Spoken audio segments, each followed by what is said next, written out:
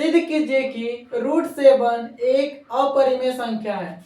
√7 को क्या करना है? एक अपरिमेय संख्या सिद्ध करना है। क्या करना है? अपरिमेय संख्या सिद्ध करना है।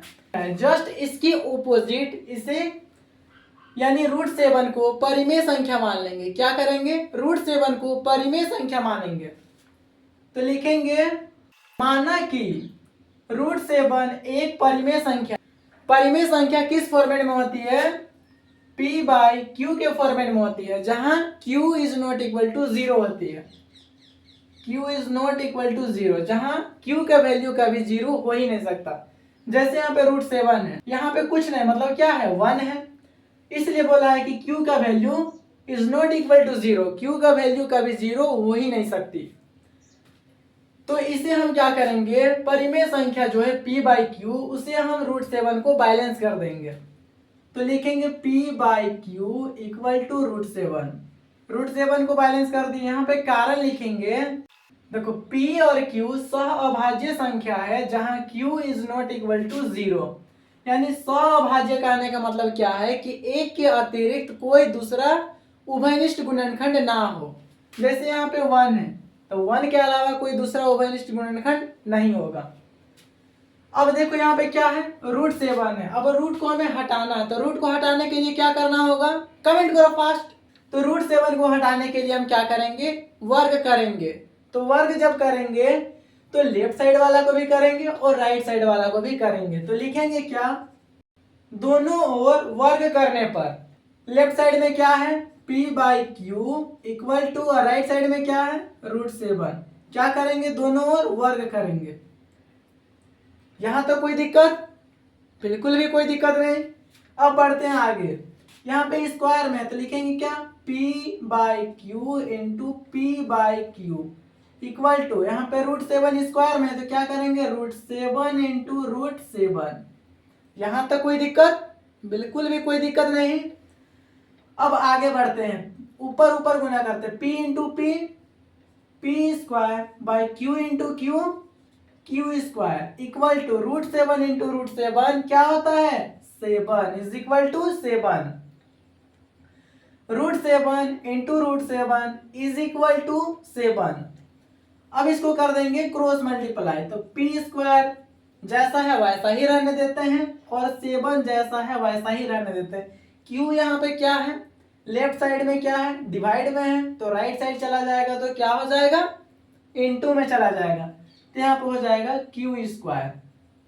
अब यहाँ पे क्या लिखेंगे वो देखो, p² 7 से विभाजित है, इसलिए p 7 से विभाजित होगी। यहां तक क्लियर? बिल्कुल क्लियर। अब क्या करते हैं वो देखो, p इक्वल टू, यहाँ पे देखो √7 है तो 7c लेंगे, जहां c एक पूर्णांक है। अब देखो यहाँ पे p बराबर 7c है और यहाँ पे देखो p² बराबर 7q² है। तो अब यहाँ पे क्या करना है वो देखो, यहाँ पे p² के फॉर्मेट में लाना है। इसको जो है क्या करना है? p² के फॉर्मेट में लाना है। तो क्या करेंगे? दोनों ओर वर्ग करेंगे तभी आएगी p² के फॉर्मेट में। तो यहाँ पे देखो दोनों ओर वर्ग करने पर तो लिखेंगे p इक्वल टू 7c।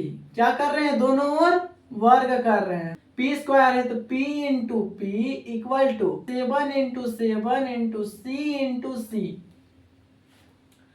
अब यहां पे देखो p इंटू p²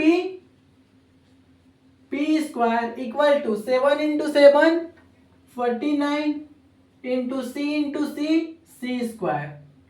p² देखो, और यहाँ पे देखो p² बराबर क्या है? 7q² है, तो हम p² के जगह पर हम क्या लिखेंगे? 7q² लिखेंगे। तो 7q² equal to 49 into c²। यहाँ पे कारण लिखना, कारण क्या लिखना? चूंकि p² बराबर 7q² है। अब यहाँ पे देखो, यहाँ पे 7 यहाँ पे 49 है, तो 7 और 49 कट जाएगा, 7 का 7, 7 7 49 आया क्या? q² equal to 7c²। अब q जो है वो 7 से भी, q स्क्वायर जो है वो 7 से विभाजित है, इसलिए हम कह सकते हैं कि q भी 7 से विभाजित होगी।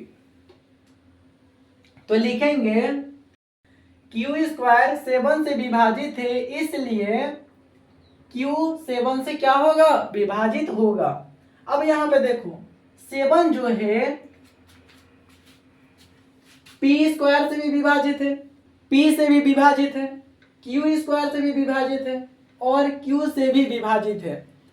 ये कब आया, जब हम रूट 7 को क्या माने हैं, एक परिमेय संख्या माने हैं, तो ये आया है। तो ये हमारे क्या है, गलत कल्पना के कारण आए हैं। क्यों आए हैं, हमारी गलत कल्पना के कारण आए। अतः हम कह सकते हैं कि रूट 7 एक परिमेय संख्या ना होकर क्या है, एक अपरिमेय संख्या है। तो यहाँ पे लिखेंगे क्या, वो देखो, यह विरोधाभास हमारी गलत कल्पना के कारण आई है। अतः हम कह सकते हैं कि रूट 7 एक परिमेय संख्या ना होकर क्या है, एक अपरिमेय संख्या है। आई होप ये आपको अच्छी तरह से क्लियर हो गई होगी।